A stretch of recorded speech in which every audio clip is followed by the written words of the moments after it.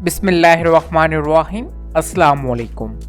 पाकिस्तान में आने वाले ज़ल्ज़ले ने बहुत सी तबाही मचाई है।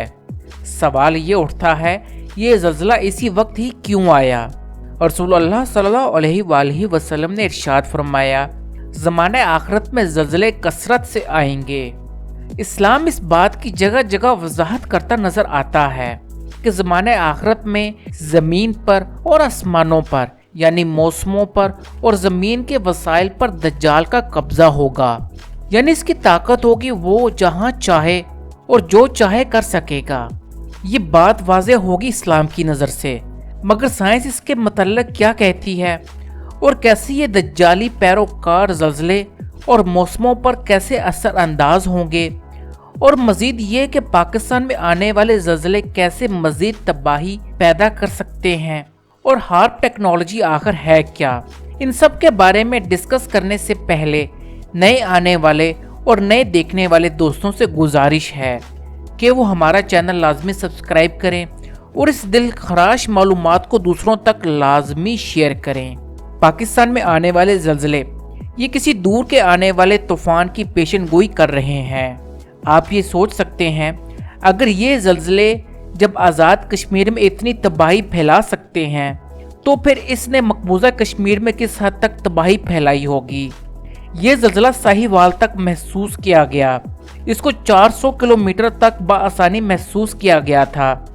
तो जब इसका मरकज़ ही कश्मीर की हदूद के साथ था तो इसने मकबूजा कश्मीर में किस हद तक तबाही फैलाई होगी। मकबूजा कश्मीर में तो कर्फ्यू लगा हुआ है, यानी इनकी खबर किसी को भी नहीं है कि वहाँ क्या हुआ है और किस हद तक तबाही हुई है। अब इस हादसे का दूसरा रुख देखा जाए तो भारत से आरएसएस के लोग और इसराइल के यहूदी कश्मीर में मदद को आगे आएंगे और फिर इन इलाकों में कत्ले आम करेंगे। और इस वक्त भारत के पास इस बात का बहाना भी मौजूद है कि वो लोगों की मदद के लिए कश्मीर में आए हैं। जैसा कि पाकिस्तान में 2005 के आने वाले ज़ल्ज़ले में इसराइल और अमरीकी एजेंट्स पाकिस्तान में ज़ल्ज़ला मुतासरीन की मदद को आगे आए थे और फिर पाकिस्तान का उन्होंने खूब खून बहाया था। अगर ये ज़ल्ज़ला कुदरत की तरफ से आया है तो भी ये मकबूजा कश्मीर के लिए इंतहाई नुकसानदेह है, और अगर ये हार्प से पैदा किया गया है तब भी ये डबल नुकसान देगा, क्योंकि ये ज़ल्ज़ले दोबारा भी पैदा किए जा सकते हैं और पाकिस्तान में इससे ज़्यादा से ज़्यादा तबाही पैदा की जा सकती है। मेरी आज की मालूमात सिर्फ इन लोगों के लिए हैं जो इस्लाम के साथ साथ साइंस को भी मानते हैं, क्योंकि बहुत से लोग सिर्फ इस्लाम को मानते हैं मगर साइंस को नहीं। दज्जाल इस दुनिया में आएगा मगर वो सब कुछ साइंस की मदद से करेगा।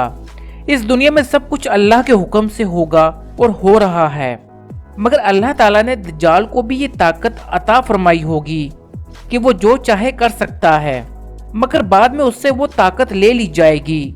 बहुत से पुराने लोग ना तो मोबाइल को मानते थे और ना टीवी को, कहते थे ये दज्जाल का फितना है और वो इन चीज़ों को हाथ तक नहीं लगाते थे, मगर वो आहिस्ता आहिस्ता इन चीज़ों से वाकिफकार हो गए और वो आहिस्ता आहिस्ता हमारे माशरे में सराहियत कर गई।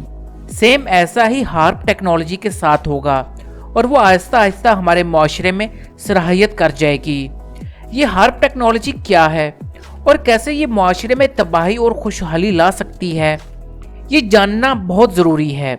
अमेरिका में अलास्का से 200 मील दूर एक इलाका है, यहाँ पर बहुत कुछ पुरअसरार चल रहा है। यहाँ पर 180 से ज़्यादा टावर मौजूद हैं और इनकी लंबाई 72 फुट है और ये आपस में जोड़े गए हैं, और ये इस तरह से जोड़े गए हैं कि इनसे एक वक्त में 3.6 मिलियन वॉल्ट्स की फ्रीक्वेंसी खला में भेजी जा सकती है। इस टेक्नोलॉजी से दुनिया के गिर्द मौजूद लेयर को छेड़ा जा सकता है, जिससे मौसम तब्दील हो जाता है। हमारी कौम इसके बारे में बहुत कम जानती है और इल्म रखती है, मगर अमरीकी अवाम इसके मतलब इल्म भी रखते हैं और इसके खिलाफ बहुत दफ़ा एहतजाज भी रिकॉर्ड करवा चुके हैं, जिसकी वजह से इस टेक्नोलॉजी को आम होने से रोक दिया गया है। मगर ये हो सकता है कि अमेरिका इस टेक्नोलॉजी को इस्तेमाल ना करे अपने दुश्मनों और हरीफों के खिलाफ। अमेरिका दुनिया से छुपाकर इस टेक्नोलॉजी को इस्तेमाल कर रहा है।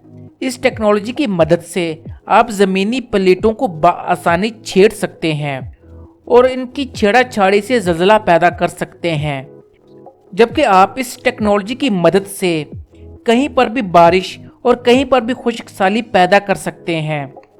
आप इस टेक्नोलॉजी से ज़मीन का टेम्परेचर भी बढ़ा सकते हैं और ज़मीन का टेम्परेचर कम भी कर सकते हैं। इस टेक्नोलॉजी को इस्तेमाल करते हुए दज्जाल दुनिया और इसके ख़जानों पर अपना कब्जा करने में कामयाब हो जाएगा, जबकि इस टेक्नोलॉजी की ताकत और तबाही एटॉमिक बम से भी ज़्यादा है। आप एक लम्हे में सुनामी पैदा कर सकते हैं और 50 फुट ऊंची समुद्री लहरें पैदा कर सकते हैं, जो कि एक शहर को तबाह करने के लिए काफ़ी हैं। इस हार्प टेक्नोलॉजी से आप आसमानी बिजली पैदा कर सकते हैं। इस्लाम में ये बात वाज़िया है कि जो दज्जाल का साथी होगा, इसको दज्जाल राज़ी कर देगा। इसके यहाँ बारिशें होंगी और अनाज पैदा होगा, और जो इसके खिलाफ होगा वो इसकी ज़मीन को खुश्क कर देगा और वहाँ बारिश नहीं होगी और कहत पैदा हो जाएगा। ज़लज़ले पैदा करके वो इस जगह को तबाह कर देगा। इसलिए आप देख सकते हैं और महसूस कर सकते हैं गैर मुस्लिम ममालिक खुश हैं, जबकि मुस्लिम ममालिक पर हर तरफ से ज़िंदगी तंग की जा रही है। आप ये बात भी नोट कर सकते हैं, जो लोग गैर मुस्लिम ममालिक का साथ दे रहे हैं, ये दुनिया उनको हर आसाइश दे रही है, और जो इनके खिलाफ हैं इनकी ज़िंदगी जहन्नम बनाई जा रही है। कुछ ऐसा ही हाल जापान में हुआ था। हार्प टेक्नोलॉजी की मदद से जापान में तबाही मचाई गई थी। ये एक दिलखराश मालूमात हैं जिसको आम इंसान या आम आदमी मानने के लिए तैयार नहीं है, जबकि यही दज्जाल की ताकत में से एक ताकत होगी। इसलिए इसको ज़्यादा से ज़्यादा शेयर करें और अपने दोस्तों को अंदर की बात बताएं, क्योंकि ये खबर जानना हर किसी के लिए ज़रूरी है। खुदा हम सबका हामी नासिर हो। आमीन।